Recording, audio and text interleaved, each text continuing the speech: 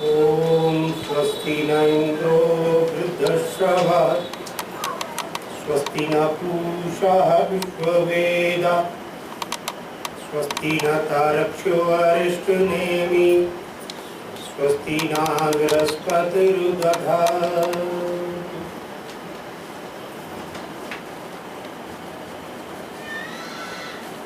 हम लोग हमेशा से सुनते आ रहे हैं कि भगवान कण कण के अंदर व्याप्त है। उसे ढूंढना हो तो अपने अंदर से ढूंढना पड़ेगा।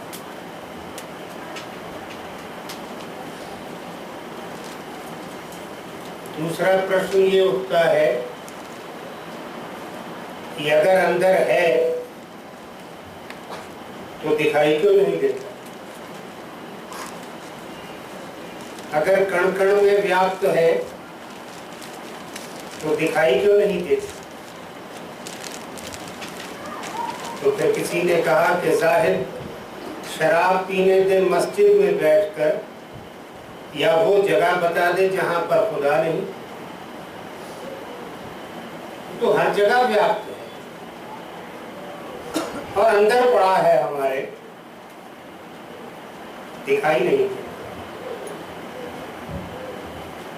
ऐसी तो बहुत चीजें हैं जो दिखाई नहीं देती,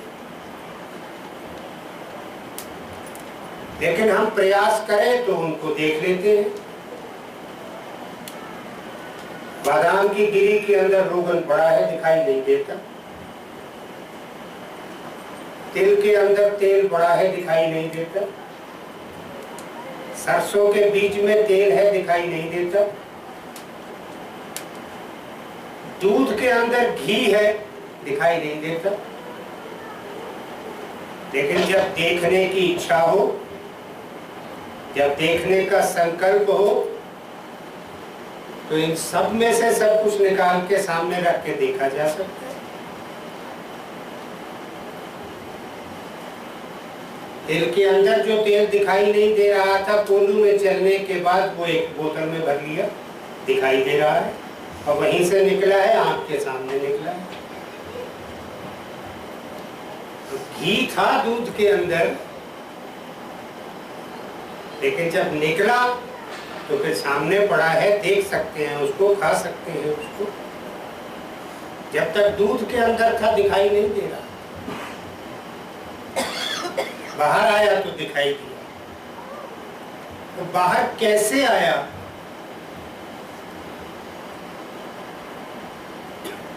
गरम किया, उसकी चिकनाई ऊपर आने दी, मलाई बनाई, फिर उसको जमाया, फिर उसको भिगोया, फिर मक्खन निकला, फिर मक्खन को गरम किया, फिर घी बना।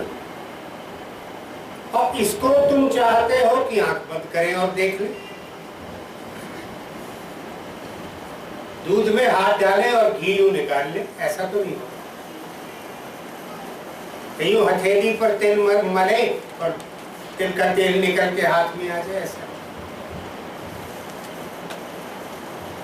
अपने अंदर मथनी चलानी होगी। इस मथनी चलाने को ही मंथन कहते हैं। मंथन करना होगा, और उस मंथन में जो चक्की चलेगी, उस चक्की में पीसना होगा काम, क्रोध, लोभ, मोह, अहंकार। ये सब पिसेंगे उसमें, और तब जाके दूध में से घी निकलेगा और नजर आएगा। इसलिए नानक ने कहा, नानक नाम पदार्थ मांगे। नाम पदार्थ नहीं है, मैटर नहीं है, वस्तु नहीं है, इसलिए नाम दिखाई भी नहीं देता।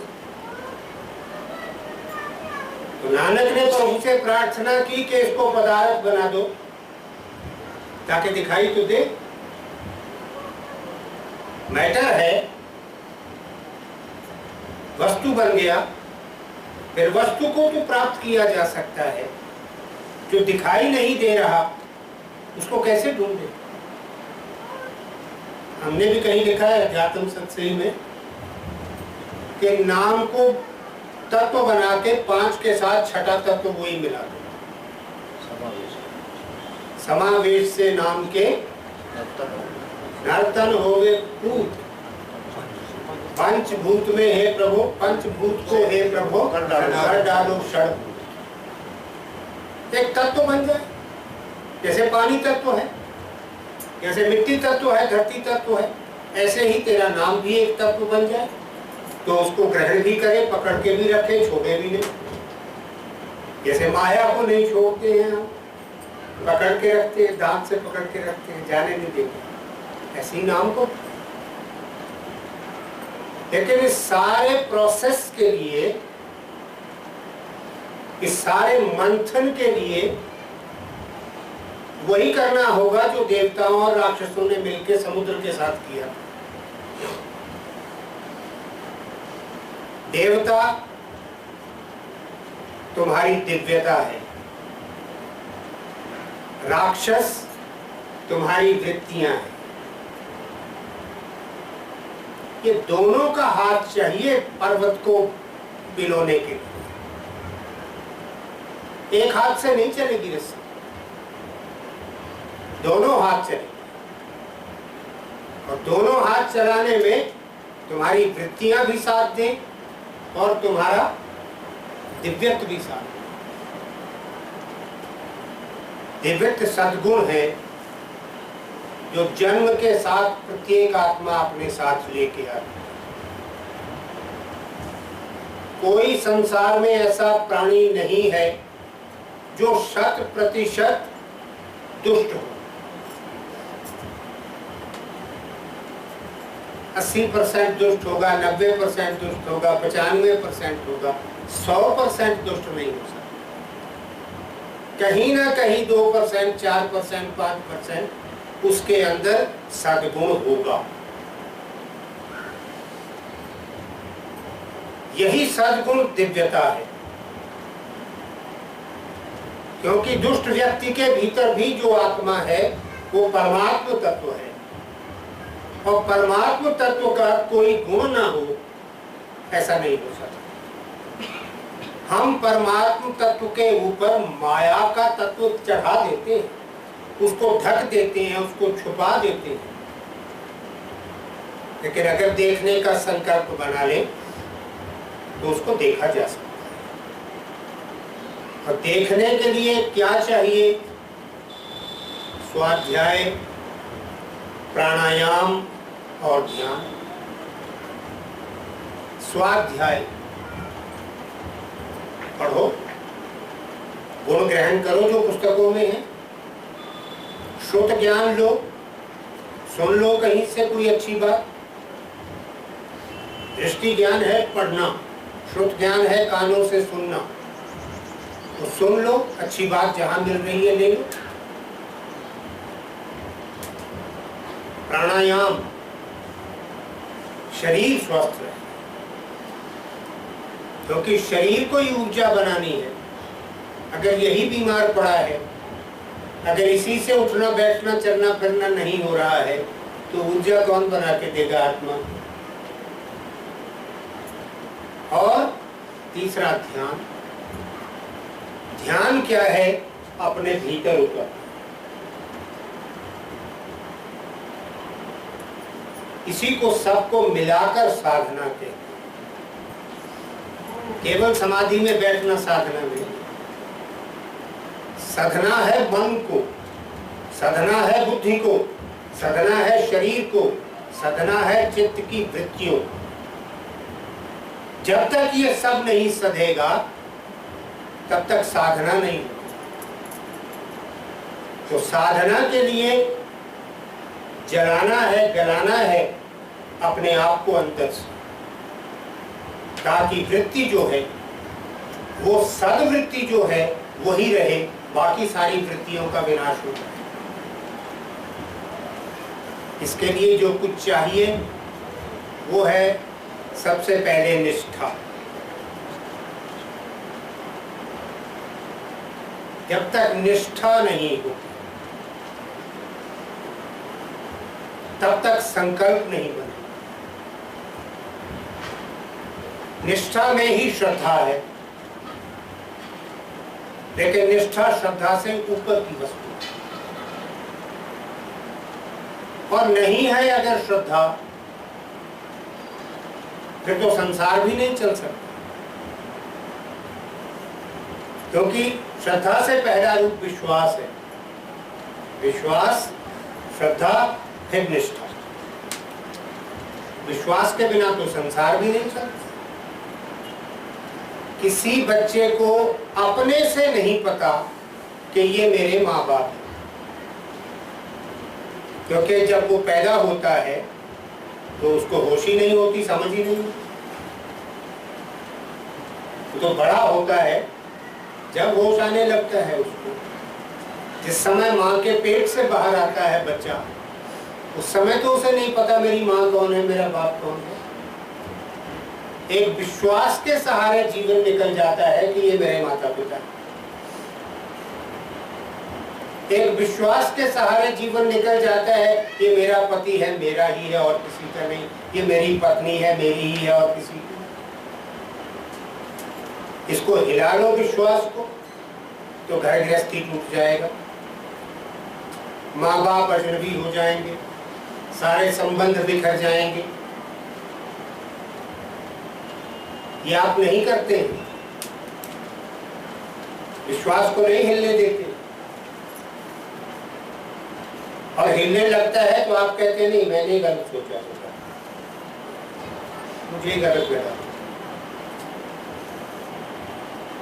तो भगवान के प्रति आपका विश्वास, आपकी श्रद्धा, आपकी निष्ठा कितनी है, इसका निर्णय करना।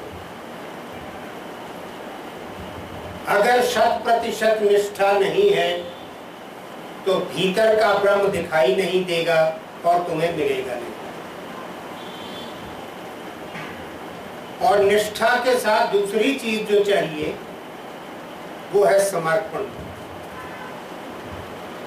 Submission, surrendering. जब तक सरेंडर नहीं करोगे, जब तक सबमिट नहीं करोगे, जब तक समर्पण नहीं होगा, तब तक अहंकार का भाव खड़ा रहेगा। जब समर्पण हो गया फिर बीच में से मैं निकल गया। और जब तक मैं है तब तक समर्पण नहीं। और जो लोग समझते हैं कि हम प्रभु को समर्पित हैं, वो अपने आप को धोखा दे रहे हैं। ये आत्म छलना है, आत्म प्रवंचना है। क्योंकि अगर सबमिट कर दिया है, अगर समर्पण कर दिया है, तो फिर तुम तो हो ही नहीं कहीं। अगर तुम कहीं हो, तुम्हें अपने होने की अनुभूति अगर कहीं है अभी, तो फिर समर्पण नहीं हुआ।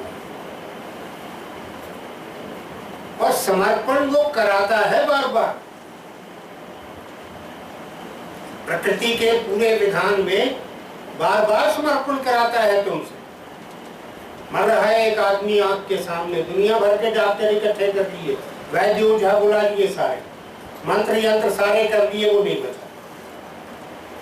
बता दिया प्रकृति ने कि मुझे हराना आता है तुझे, तेरे सारे प्रयास हराने आते हैं, तेरी सारी एफर्ट फेल करना जानते हैं हम।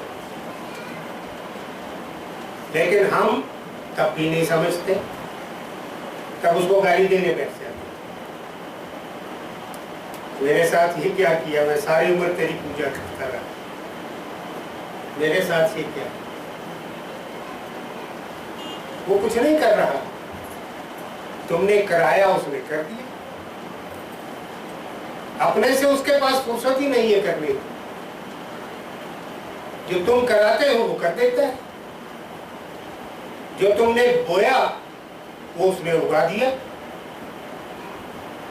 अब तुमने अगर कीकर बोया है तो आम का फल कहां से लगा दे वो उस पेड़। बोया पेड़ बबूल का, आम कहां के खाए। आम खाना है तो आम ही बोना पड़ेगा। गेहूं खानी है तो गेहूं बोनी पड़े, मकई खानी है तो मकई बोनी पड़े। गेहूं बो के मकई नहीं मिलने। तो हम बो क्या रहे हैं, ये बड़ा महत्वपूर्ण है। बोते हैं हम अपने कर्म से। क्या कर्म बो रहे हैं? बाकियों को छोड़ दो, अपने प्रति तुम्हारे कर्म कितने निष्ठावान हैं इसका ही विचार करो।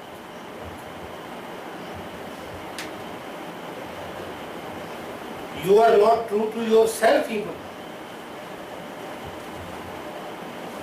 अपने प्रति भी निष्ठा नहीं। स्वार्थ से बड़ी कोई चीज नहीं है, तुम स्वार्थी भी नहीं। कितनी जगह कंप्रोमाइज करते हो अपने स्वार्थ से। चल कोई बात नहीं, बेटा है, ले गया कंप्रोमाइज। चल कोई बात नहीं, बीवी है, तोड़ दिया शीशा, कोई फिर कंप्रोमाइज। दफ्तर में कंप्रोमाइज, बिजनेस में कंप्रोमाइज, ये सब क्या है? इसका मतलब है तुम घोर स्वार्थी भी नहीं हो। तो स्वार्थी आदमी को कभी कंप्रोमाइज नहीं करेंगे, केवल अपना हित देखे। तो जीवन में, अध्यात्म जीवन में और साधारण जीवन में अगर हम जागृत रह लें, अवेकन रह लें, चैतन्य भाव के साथ अपने आप को देखते रहें, अपने कर्मों को देखते रहें और अपने विवेक से निर्णय लेकर कर्म करते रहें, तो दोनों जीवन सुखद होंगे। साधारण भाषा में ये लोक भी संवरेगा, वो लोक भी संवरेगा।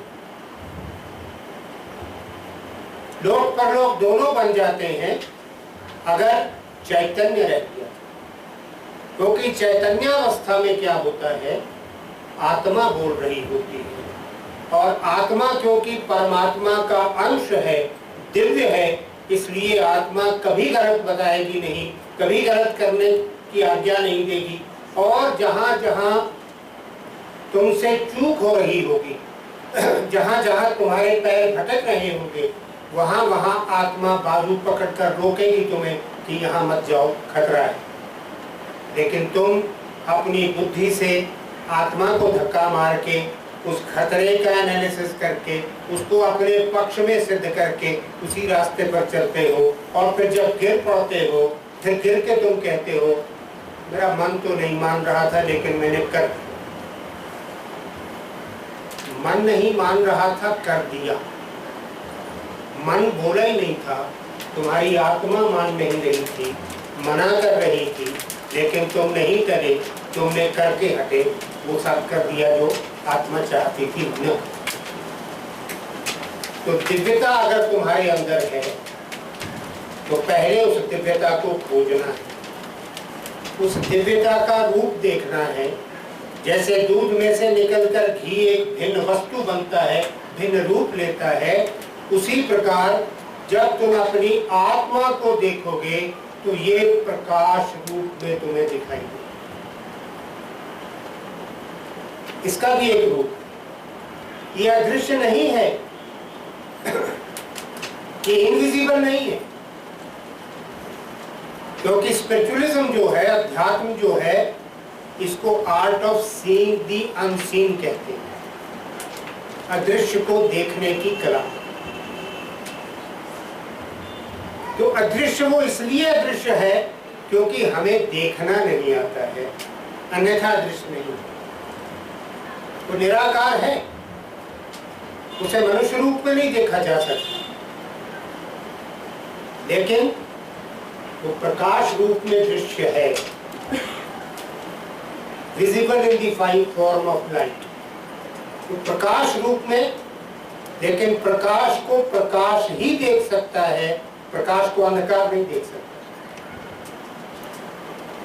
तो अगर इस प्रकाश को देखना है तो पहले अंदर जो वायवी तत्व बनकर आत्मा पड़ी हुई है, पहले इसको प्रकाश रूप में ढालना होगा, जो केवल ध्यान से ही ढल सकती है। लेकिन मात्र दिव्यता को पहचानना, मात्र दिव्यता को पकड़ना, यहाँ अंत नहीं है साधना का। साधना तो यहाँ से शुरू होती है, क्योंकि इसके बाद उस युद्ध को जीतना है, उस समर को विजय करना है, जहाँ हमारी वृत्तियाँ, हमारे मन के भाव, हमारे अंदर पड़े हुए अवगुण, वो सारे के सारे कौरव बनकर सामने खड़े होते हैं, और तुम अकेले एक पांडव बनकर, अकेले एक अर्जुन बनकर उनका मुकाबला करोगे। अगर पीठ पर गुरु का हाथ है, अगर द्रोणाचार्य का पूर्ण आशीर्वाद है, तो अकेला अर्जुन सारे कौरवों को धराशायी कर सकता है। ये ध्यान की चरम सीमा है। मेरा आशीर्वाद, तुम सब अपने आप को पहचानो, अपने अंदर की दिव्यता को ढूंढो, उस दिव्यता के प्रति पूर्ण निष्ठा और समर्पण भाव के साथ, पूर्ण संकल्प के साथ इस जीवन को भी वायु तुल्य बनाओ कि हवा सा हल्का होकर निकल जाए, और उस जीवन को भी तलाश करो जहाँ चिरंतन जीवन है, जहाँ अमरता ही अमरता है, जहाँ न मृत्यु है, न आयु है, न समय है, न काल है, न लिंग भेद है, न जाति भेद है, न कोई बोध है। मेरा आशीर्वाद तुम लोगों को हैदराबाद में भी मेरा आशीर्वाद पहुँचे, यहाँ भी सब बोले महाराज की। चलो अब ध्यान करेंगे।